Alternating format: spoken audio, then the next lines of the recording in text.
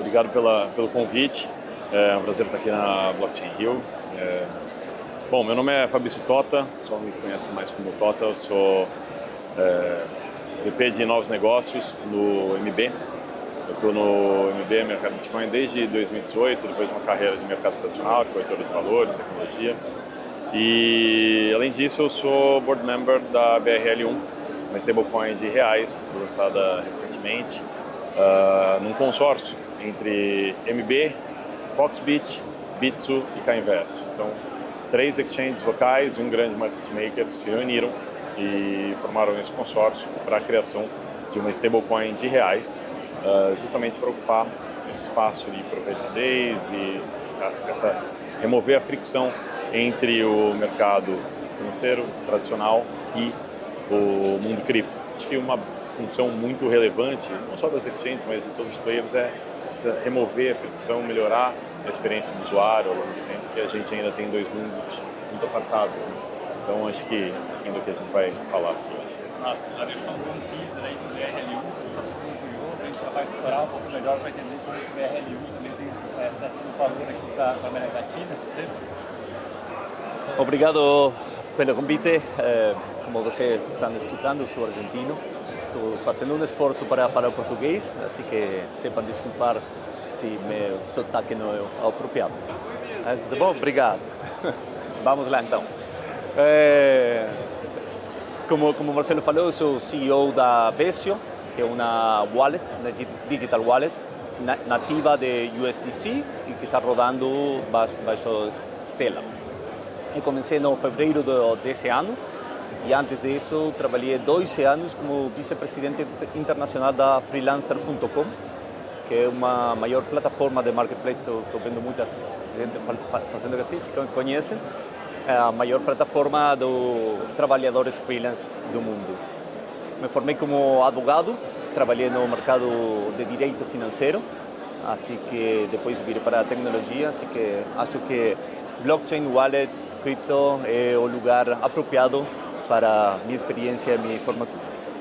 Ah, bacana. Parece que tem inclusive alguns... Parece que tem automático, não? Agora sim. Parece que tem inclusive alguns clientes aqui da Finança.com e eventualmente alguns potenciais clientes para a Vesio também. Tomara que sim. E eu sou o Marcelo, sou CEO da Speak Labs. Nós somos uma empresa que presta serviços. Não. Vamos revezar o microfone, que eu acho que vai funcionar melhor. Eu sou Marcelo, CEO da Speak Labs. Nós prestamos serviços de consultoria, design e engenharia de software há mais de 12 anos para clientes, criando soluções digitais em diferentes indústrias. E com blockchain trabalhamos desde 2016. E mais especificamente, desde 2021, ajudando clientes a criar soluções envolvendo wallets e plataformas de gestão de ativos, principalmente no mercado americano e brasileiro, mas com clientes que estão em diferentes partes do mundo. Também nós temos perspectivas de base que nós usaríamos com alguns clientes. Eu queria começar contigo, Sérgio, comentando um pouco melhor, dada a experiência da Vesio no mercado ao longo de mais de 3, 4 anos, onde que vocês têm visto as pessoas usarem de fato no dia a dia, da vida real, e o SDC, né? Como que a stablecoin tem trazido valor para as pessoas, se puder citar alguns casos de uso? Obrigado pela pergunta. Sim, Vesio acabou de mudar de nome. Antes da Vesio, o nome da empresa era Vibrant e começou no mercado há 4 ou 5 anos, focalizando principalmente na Argentina. E tem certa lógica, porque stablecoins Argentina makes a lot of sense. Principalmente, claro, nós tivemos épocas muito difíceis da inflação, da devaluação do dinheiro. Só para você saber, no Brasil, entre ano 2012 e 2025, vocês tiveram aproximadamente 200% de inflação. E com a devaluação da moeda de 170%, aproximadamente. Na Argentina, no ano 2024, a inflação rodou 200%. Então, faz muito sentido que a Argentina seja um dos países mais importantes do uso da stablecoin. Então, a stablecoin foi Vibrant, e a stablecoin foi utilizado primeiramente como um assunto de savings, de hedging ou proteção contra a inflação. De fato que Vibrant, as peças de Vibrant, o marketing era proteja-se contra a inflação. Ou você cobrou o seu aguinaldo, o salário número 13 do ano, converta esse salário para USDC, só para se proteger. Então eram as pessoas na Argentina comprando dólar. Comprando stable, USDC, claro, dólar, exatamente. ¿Por quê? Porque além disso, as regulações do governo proibiam as pessoas comprar dólar. Então, você estava estoqueado ou com pesos na Argentina que cada dia valiam menos e não tinha possibilidade de ir ao banco para comprar dólares. Então, a saída foi a utilização de carteiras digitais como Vibrant, Vesio, agora, para comprar USDC. Quando eu assumi o cargo do CEO, em fevereiro desse ano, eu falei, cara, tudo muito bonito, mas a narrativa mudou, a Argentina mudou. Então, temos que agora conectar ao Vesio como mundo físico. E a conexão do mundo físico é através de rampas, off-ramps, sim, que conectem, onde os usuários possam utilizar esses USDC na vida diária. E como você utiliza na vida diária? Podendo convertir no ponto de venda esse USDC a pesos argentinos e agora, a partir desde esta segunda, convertir USDC a reais no ponto de venda via QR Payments. Não? Você como fala? QR? QR Code com Pix, é isso? QR, QR é QR, certo? Ok, beleza. Então, você já pode agora mesmo transformar seus ahorros, seus savings de USDC no ponto de venda, no merchant, a reais ou pesos argentinos, mediante o pago QR. Eu experimentei ontem, aqui no Brasil, funciona maravilhoso. Eu também experimentei ontem pela primeira vez, e foi a primeira vez que eu tive essa experiência, de fato usar a USDC para comprar um café, pagando com QR Code com Pix. Eu achei muito sensacional, porque realmente mostra que o wallet em si tem criado mais valor para que as pessoas gastem no dia a dia. Correto. Se você me deixa agregar mais algo do uso de stablecoins, não só para a Argentina, para o Brasil. 3 semanas atrás eu estive em Brasília, em uma palestra do Banco Mundial, dentro do Banco Central do Brasil. E outra das palestrantes era a representante da SWIFT para a Latinoamérica. Então eu falei, eu sei quanto demora uma transferência SWIFT. Todo mundo sabe, todo mundo que recebeu aqui um pagamento do exterior sabe quanto demora e qual é o custo. Então eu falei para um amigo meu que mora em França, eu falei no dia anterior, cara, pode me enviar $4.000 a minha conta dos Estados Unidos? Sem problema. Ele me enviou. O custo para ele foi $4.010. Eu recebi 4.000 menos $25. E no meio da palestra, eu comecei a falar, e eu falei para todo mundo, algo muito certo. Cara, isso foi há 24 horas, ainda não chegou dinheiro. E aí, no momento mesmo, eu enviei via Vesio um stablecoin, 4.000 stablecoin USDC a meu amigo e chegou em 3 segundos. Esse é o user case mais claro, mais potente que você pode experimentar com stablecoins. Então, até sabendo que no início a Vibrant, o Averso, começou na Argentina, bastante focado na inflação. Hoje, estamos aqui no Brasil, então uma pessoa brasileira que eventualmente trabalha no freelance, essa pessoa consegue ter uma conta virtual em dólar, receber um pagamento em dólar, transformar automaticamente para USDC e aí gastar aqui no Brasil no dia a dia em Pix, que é super poderoso, uma experiência, até que pelo menos pelo meu teste, foi sensacional. É no friction. Eu vi que mais de um falou, você é freelancer? Vocês trabalham do freelancer? Sai um freelancer aqui, um freela? Não? Mais ou menos, você. Você trabalha para o exterior? Cara, eu conheço muito a sua situação. 12 anos trabalhei em freelancer.com e o reclamo principal dos freelancers era como recebo meu dinheiro. Sim ou não? Porque o custo, o tempo e as comissões que os bancos sacavam para eles. Então, dentro do dentro do mundo cripto, o que fizemos? Estamos tirando essas fricções para fora, estamos dando a possibilidade de criar, como você bem falou, Marcelo, uma conta virtual nos Estados Unidos. Você pode receber os pagamentos lá.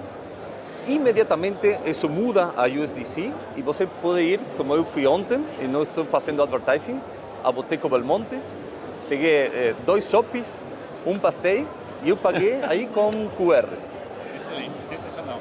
Simples. Esse é um excelente case que mostra que o USDC, né, através de wallets digitais, as pessoas realmente conseguem ter uma experiência muito boa para que elas de fato usem no dia a dia. Eu queria saber um pouquinho de ti, Tota, como que você vê particularmente BRL, né, uma stablecoin atrelada a real aqui no Brasil, sabendo que no dia a dia as pessoas já transacionam real fiat e Pix. Então, você puder explicar um pouquinho para a gente, primeiro, por que criar mais uma stablecoin e por que criar um consórcio com outras empresas, não sozinho? Acho que primeiro eu queria só complementar um outro use case também que tem um caminho contrário, né? Recentemente eu estive na Argentina e eu fui comprar vinho, né?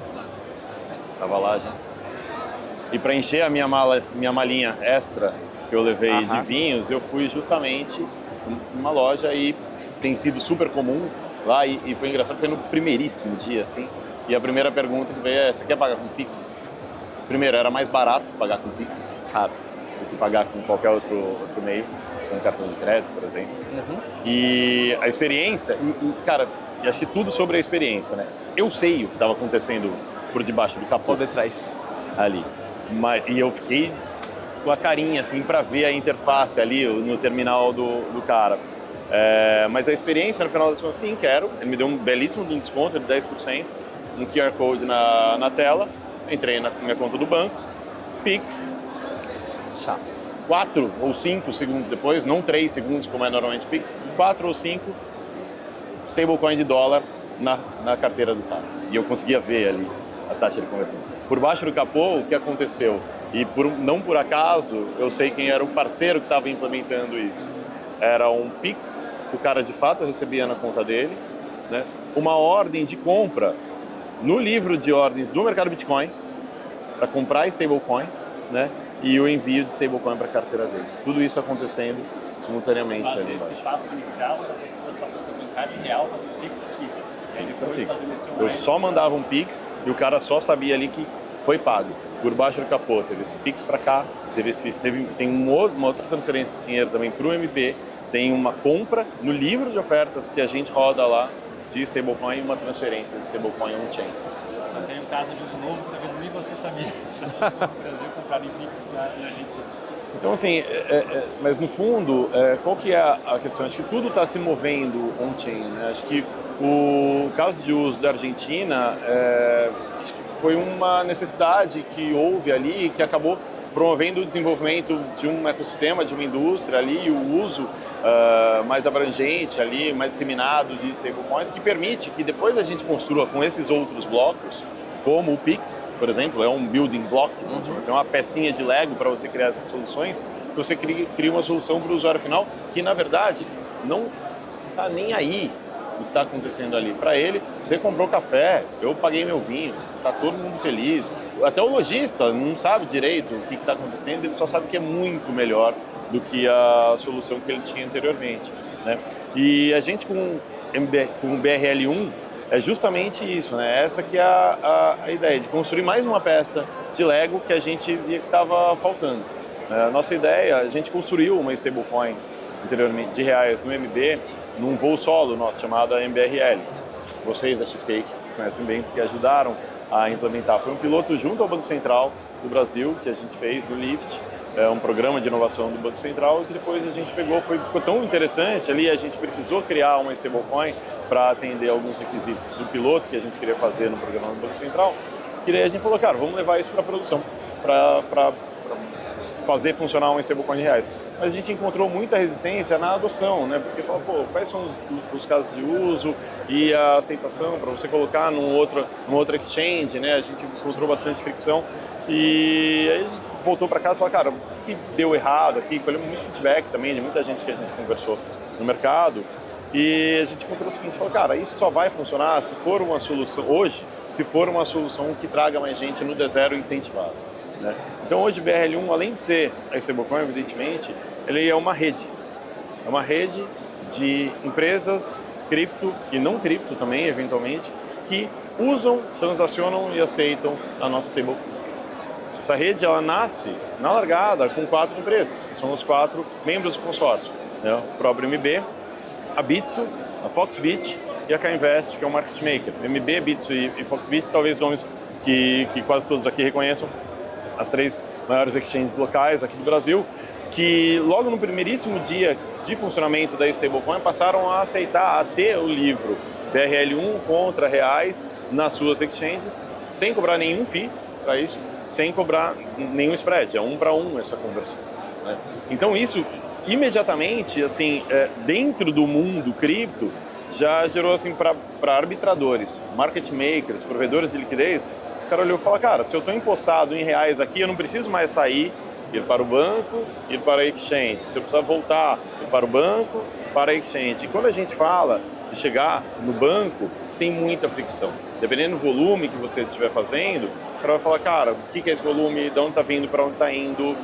Tem um problema contábil também, que você vai ter que reportar tudo isso que você está fazendo, vai impactar na sua contabilidade. Se você está movendo aqui fora, o Pix até resolve a questão, não é como o Swift, mas é um passinho a mais. Se você está mandando uma stablecoin de um lugar para o outro, cara, isso é imediato, instantâneo, está compensando 1 para 1 ali, já fica disponível para você utilizar.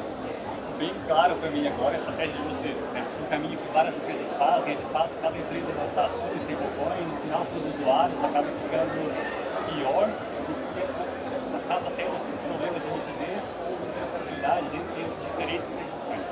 Então aqui a missão de vocês foi lançar uma única stablecoin, todas as empresas do consórcio têm o mesmo incentivo para que essa mesma stablecoin tenha liquidez para dar para o mercado. Exato, e agora nesse efeito de rede, né, nessa rede que a gente está construindo, a BRL1 Network, é justamente de trazer outros usuários com uma questão muito importante, é de conseguir pagar juros que essa stablecoin gera, não para o usuário final, não é como na terminologia, uma yield-bearing stablecoin, mas para os intermediários, para as exchanges, para as wallets, para qualquer ente intermediário que use e hold em nome dele ou em nome dos seus clientes a stablecoin, a gente divide parte dos juros, porque o que a gente faz com o lastro dessa stablecoin, né? A gente compra títulos públicos, compra LFT que vai me render 15% ao ano. É isso, esse é um modelo de negócio de uma stablecoin super simples, a coisa mais simples do mundo. Como implementar essa simplicidade é relativamente complexo, mas tudo que eu tenho, se eu tenho R$1 milhão, eu compro R$1 milhão em título público. Enfim, não tem discussão, isso é uma política super clara que a gente tem, só que isso me gera 15% ao ano. Então, e num país como o Brasil, é razoável a gente admitir, lamentavelmente, é razoável a gente admitir que a gente vai ter juros de 2 dígitos, juros altos, por muito tempo. Não tem nada que me faça acreditar que a gente vai ter juro a 6 num curto período de tempo, sabe? Então, esse modelo de negócio, ele se sustenta muito bem por muitos anos e é muito juro que eu consigo dividir, né? A ideia não é ficar com dinheiro empossado, mas se você está com dinheiro parado, é remunerar esse dinheiro com a coisa mais segura que existe, são títulos públicos. Depois vamos falar do BRL1, porque eu recebi muitos pedidos de empresas dos Estados Unidos que têm empregados em Brasil, que eles precisam pagar em reais brasileiros. E eu ofereço sempre USDC, mas sem problema posso começar a oferecer BRL1 e incorporar a nossa carteira digital. Tem uma questão também que é um pouquinho diferente de outros. Eu adoro quando eu estou num painel com algum outro representante de um ecossistema Latinoamérica que não seja Brasil. Porque às vezes a gente vai, se colocar nos Estados Unidos, Europa, sei lá, vai falar, se enxerga Latinoamérica como, os use cases lá da Latinoamérica. São completamente diferentes entre si. Completamente diferentes. Exato. E a gente, queira ou não, talvez a gente aqui fale, vamos falar o preço do Bitcoin, tá $120 mil, e todo mundo vai meio entender do que a gente está falando. O usuário comum faz contas em reais. Eu fui perguntar o preço do vinho, eu queria saber quantos reais eu ia pagar. E ficar fazendo na cabeça ali é meio chato. A gente faz, a Dona Maria, o Seu José, e não estou falando só, não, é outra geração. Aqui fala-se em reais. O chopp custa reais, a gasolina custa reais, carro custa em reais. Entendeu? Então, óbvio que você pode fazer continha em dólar para saber, pô, isso aqui tem um custo, importação e tal, mas no final do dia a gente recebe em reais e gasta em reais. Sabe? Querem gastar em reais, né? Que é diferente de Argentina, por exemplo, que as pessoas querem ter essa segurança de segurar em dólar. Tá? Você ressalta muito o valor para as pessoas aqui, de fato, segurar stablecoin ainda, não fiat, e em real. E pelo que eu entendi, só no caso do PRL1, né, essa geração de yield, ele vai ficar entre as empresas do consórcio, que é um pouco diferente de USDC, né, que de fato, né, não a empresa em si, mas muitas wallets de fato oferecem isso para os usuários. Então, se puder comentar um pouquinho para a gente, Seba, como que você tem visto os usuários da Vessio usando ou não, né, USDC para de fato receber yield? Se puder comentar um pouco também quais são os diferentes riscos ou benefícios que você vê entre as diferentes opções, né, que uma pessoa pode segurar, né, USDC para receber yield no mercado. Obrigado. Sim, como vocês estavam falando recentemente, o mercado da Argentina e do Brasil são completamente diferentes. Somos países irmãos, mas a história econômica é muito diferente. Na Argentina, a utilização de USDC é visto como, isso está muito ruidoso, é visto como quase um assunto de supervivência. Eu falei, inflação 200% no ano 2023, hiperinflação da década de 80, hiperinflação da década de 1970. Então, os argentinos não confiam em sua própria moneda. Então, você falou recém, os brasileiros pensam em reais, compram em reais, argentinos pensam em dólares, compram em dólares, respiram em dólares. Se você vai para qualquer listing de propriedades na Argentina, todos os preços são em dólares. Se você olha aqui no Brasil, todos os preços são em reais. Essa é uma diferença enorme, enorme. Então, quando você fala de yields ou de USDC yield para os argentinos, faz muito sentido. E tem um apetite de ter um pouco mais de risco em yield em dólares. Sim? Então, se você tem, vamos falar, 3 tipos básicos de yield. Sim? O yield bancário tradicional, que você recebe um X yield anual, você não sabe o que acontece detrás.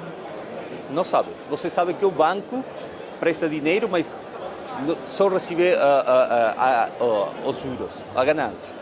Depois tem um yield stablecoin, que é muito mais tranquilo, muito mais seguro, com uma traçabilidade muito maior e um controle muito maior do parte do usuário. Por quê? Porque quando você investe o dinheiro num yield tradicional do bancário, tem como mínimo geralmente 30 dias. E tem como mínimo, depende do banco, um X monto ou dinheiro para investir.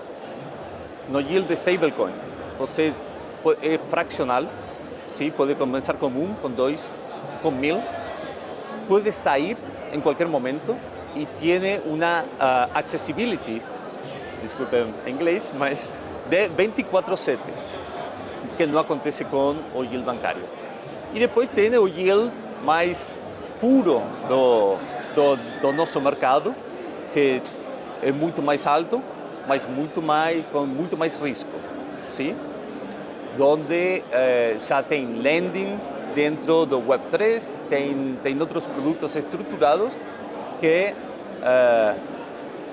acho, em minha opinião, não são para Dona Maria falou, Dona Maria da esquina.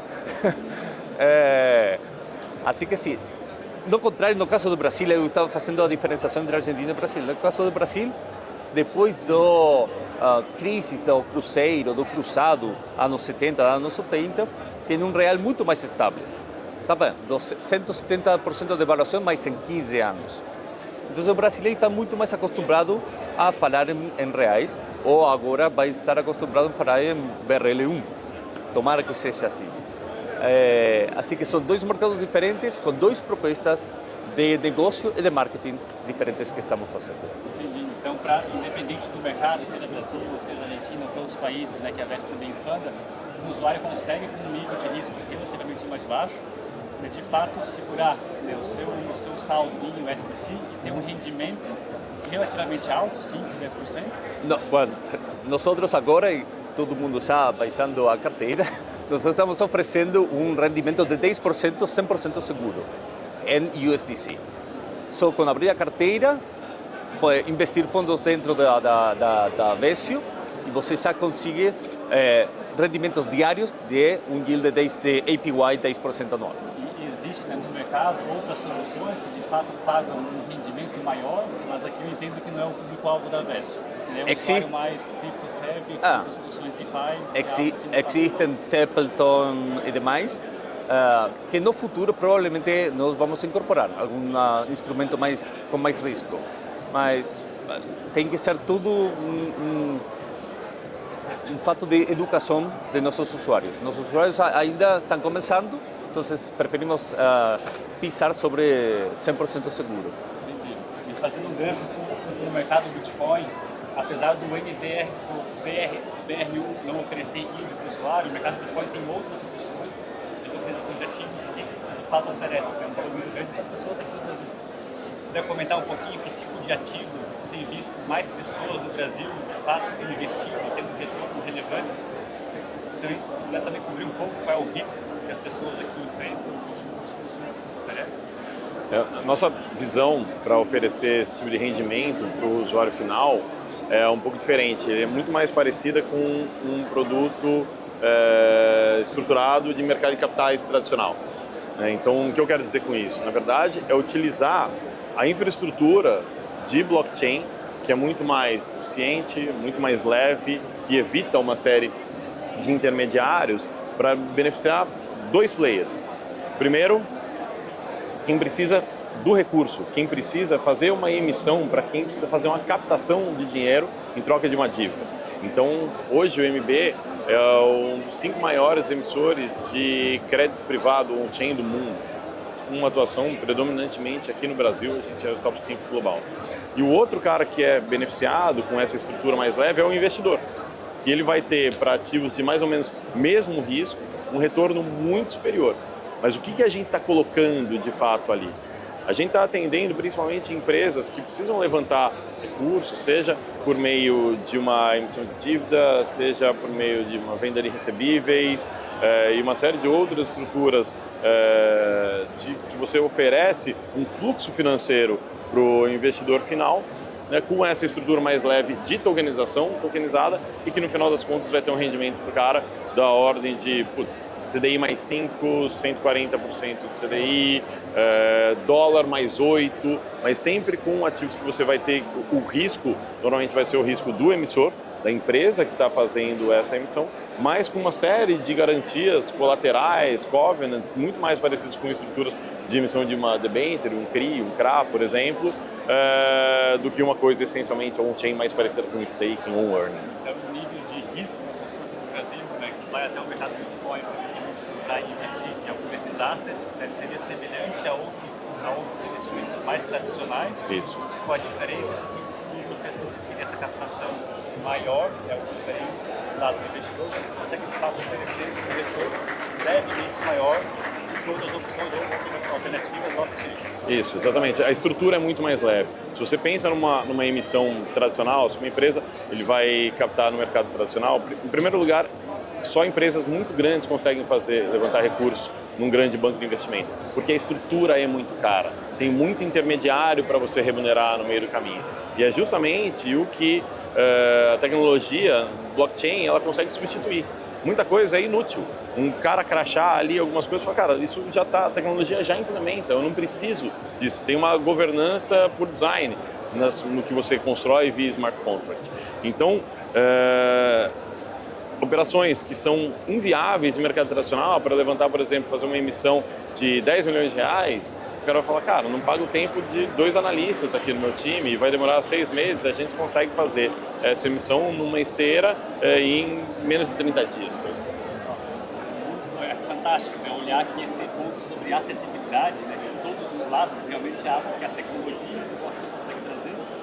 No final todas as pessoas que você, seja a empresa que consegue, de fato, captar um meio novo, seja o usuário que tem um retorno maior do que ele teria com outros meios. Duas empresas que a gente fez operações super interessantes, que são nomes conhecidos. Uma é a Rappi, que ela fez levantou um capital de giro com a gente para fazer uma coisa super nobre, diga-se de passagem, que ela queria antecipar o pagamento para os entregadores. Ela pagava o entregador em 30 e tantos dias, ela queria pagar o entregador em 3, 4, 5 dias, alguma coisa assim. E ela falou, poxa, eu preciso desse capital aqui, preciso de uma folga no meu caixa para conseguir ser mais competitivo com outros entrantes que estavam oferecendo isso, e ela estava perdendo competitividade, estava perdendo entregadores para outras plataformas. A gente estruturou essa operação, a Rappi tem um caminhão de recebível para dar em garantia, operação super segura, curta e que ainda cumpria uma função, o objetivo da empresa, evidentemente, ninguém quer fazer caridade, mas também uma coisa muito tangível de você entender o que é. E outra empresa também super conhecida, um nome que todo mundo conhece, é a Chili Beans, de óculos, que também precisava de uma linha para poder fazer uma expansão numa linha de negócio específica e que levantou capital com a gente, numa estrutura também com garantia super interessante, sold out muito rápido, assim, numa estrutura mais transparente, mais barata e que entrega valor para o investidor final. Muito bacana. Então, quem aqui conhece, né, Chili Beans ou Rappi pode não só consumir os produtos deles, mas também, de certa forma, investir nesse negócio está crescendo mais no mercado. E hoje são todas emissões reguladas, né? A CVM ela sugeriu que as tokenizadoras utilizassem uma regulação que não foi criada para isso, era para Active Crowdfunding, mas a tokenização cabia ali também. Então são todas emissões reguladas, a empresa é uma empresa auditada hoje, são mais de 400 ofertas que a gente já fez, mais de 1,4 bilhões de reais emitidos. Esse ano a gente deve, agora no mês de setembro, chegar à marca de 1 bilhão de reais emitidos só esse ano, emitidos e distribuídos, e tudo no varejo, no varejo de alta renda, muita distribuição via escritórios de agentes autônomos, que muito para colocar essa competição com outros produtos de investimento também tradicionais para mostrar, cara, existe uma alternativa tão segura quanto mais barata. É importante, com nenhum, a gente faz isso desde 2019, absolutamente nenhum evento de inadimplência no pagamento do token holder. A gente é extremamente criterioso na concessão do crédito, porque no final das contas é uma operação de crédito. Existe o risco de não pagar? Existe. Explodiu a Chili Beans, cara, estou em concordata, estou em RJ, não vou pagar ninguém. Pô, que pena, vai atrasar o token também, normal. Poderia acontecer, teoricamente, mas a gente é até um pouquinho mais criterioso do que poderia ser na concessão, na aprovação de operações, primeiro, para fazer operações que de fato sejam interessantes e para preservar também a categoria ativo tokenizado.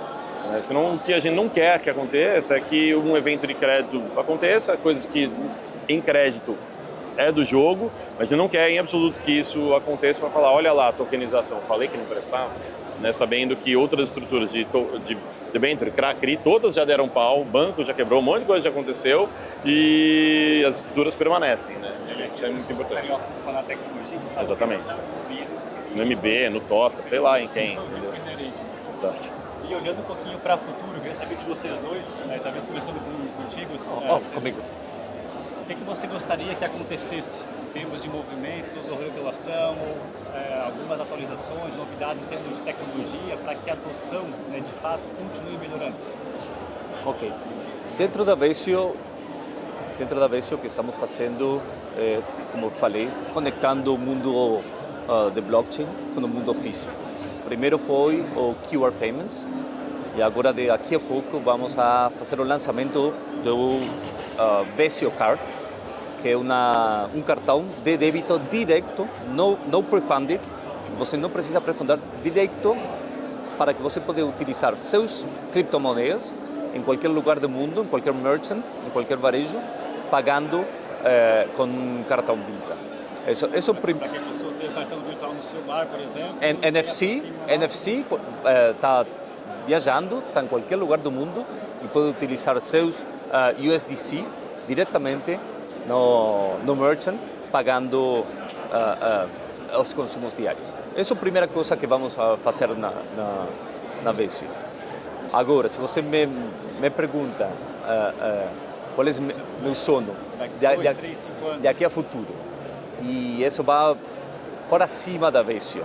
E como citando a Martin Luther King, I have a dream, que é que todo mundo, todos os pagamentos do mundo fiquem on-chain.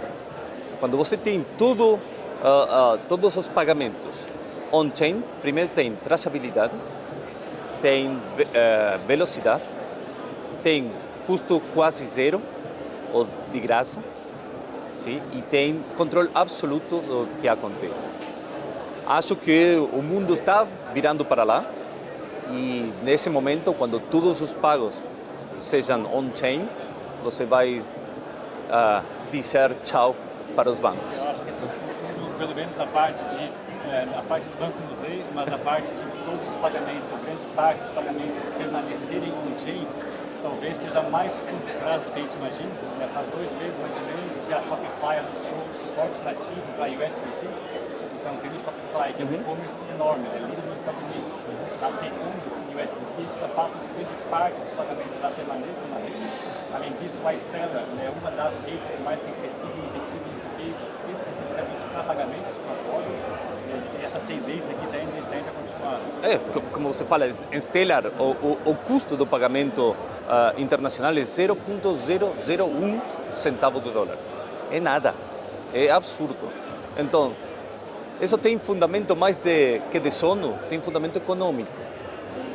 No momento que existe esse cambio cultural nos usuários finais, que são os consumidores e os vendedores de produtos e serviços, e entendam que mantendo todos os pagos on-chain podem reduzir os intermediários, reduzir os custos e podem vender mais produtos por a redução de custos e de preço, não tem sentido fazê-lo de outra maneira. Excelente. Então, você gostaria de ver um mundo que tudo é on-chain? Da tua parte, tem 1 minuto. O que você gostaria de olhar em 3, 5 anos acontecendo? 5 anos, Bitcoin é $1 milhão e ajudar bastante. Fora isso, eu acho que mais gente construindo soluções de modo que a gente não precise... Eu discordo um pouquinho, talvez na forma. O objetivo acho que é o mesmo, mas que a gente não precise fazer uma mudança de cultura ou de adoção na ponta final, mas que a gente tenha muita gente capaz, inteligente, bons empreendedores, construindo soluções, utilizando principalmente, acho que o conceito que eu mais gosto em cripto, que é a componibilidade. Que eu construí, por exemplo, em BRL1, eu posso fazer negócio com você, ganhar dinheiro também, e a gente vai construindo essas peças de Lego, a gente vai conectando tudo isso e construindo soluções que no final das contas está todo mundo usando sem saber, sem se importar muito com o que está acontecendo debaixo do capô. A gente usa uma série de aplicativos no celular todos os dias que implementam coisas super complexas. Se você pensar no acelerômetro que tem no seu celular, no GPS, na própria tecnologia de comunicação 3, 4, 5G, são coisas, criptografia, são coisas bastante complexas, mas que sozinha não resolvem problema nenhum. Somente com gente muito capaz, conectando tudo isso e criando as aplicações, a gente consegue simplesmente usar e sair usando o aplicativo e nem sabe o que está acontecendo e não importa no final do dia. Um excelente convite, eu acho, para que todas as pessoas aqui também se vejam como pessoas agentes, como parte desse ecossistema para que novas soluções sejam criadas, independente da rede que vocês prefiram. Para quem tem aqui um pouco mais de interesse e curiosidade em como usar a Stellar como rede para construir diferentes soluções, eu queria também deixar o call to action aqui, o convite, para participar de um evento global da Stellar, que vai ser a primeira vez feito aqui na América Latina. Nos últimos anos, foi no México, na Itália, na Espanha e na Inglaterra, e agora justamente pelo fato da América Latina ter se tornado essa potência com grandes casos de uso, tanto por exchanges quanto por wallets, a Stellar vai estar vindo aqui ao Brasil. E é uma baita oportunidade, para que também conheça mais esse mercado, conheça mais essa rede e entenda como pode também construir alguma solução para fazer parte de todo esse ecossistema. Nosso tempo está encerrando aqui, queria agradecer muito, Seb, por nos visitar aqui no Brasil, e por compartilhar toda a tua visão e experiência aqui, e também agradecer por expandir a VESP aqui no Brasil. E agradecer mais uma vez também a Tóquio, porque já tem construído no Brasil, na América Latina, no mercado do Bitcoin, que tem um grande trabalho. Acho que fica um benefício aqui, fica um convite também para todo mundo que quiser conhecer um pouco mais sobre o skate, o mercado do Bitcoin e Invest. A gente vai estar aqui disponível para mostrar um pouco para você. Obrigado. Obrigado.